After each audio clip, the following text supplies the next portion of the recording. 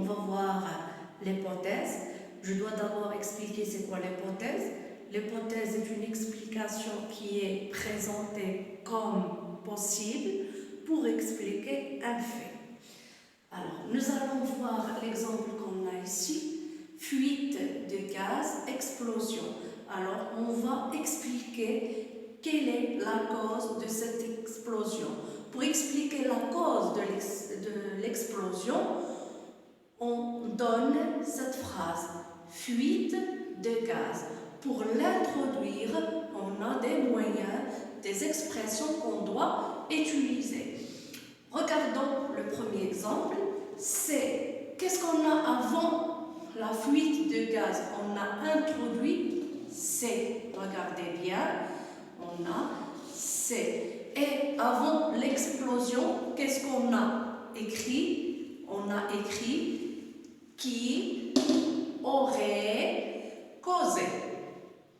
Alors, le premier moyen qu'on emploie pour exprimer une hypothèse, c'est on met au début de la phrase C, plus la phrase ou bien la proposition, on exprime la cause, une fuite de gaz, plus quoi? Qui aurait causé, plus la conséquence. Je répète, pour exprimer une hypothèse, on a une proposition où on exprime la cause et une proposition où on exprime la conséquence. On commence la phrase par C, plus quoi? Plus la phrase, on a la cause.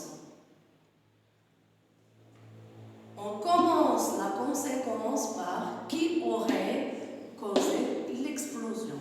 On a un autre moyen, ce serait, à la place de C, je peux mettre encore ce serait, et à la place de qui aurait causé, on peut mettre qui aurait provoqué.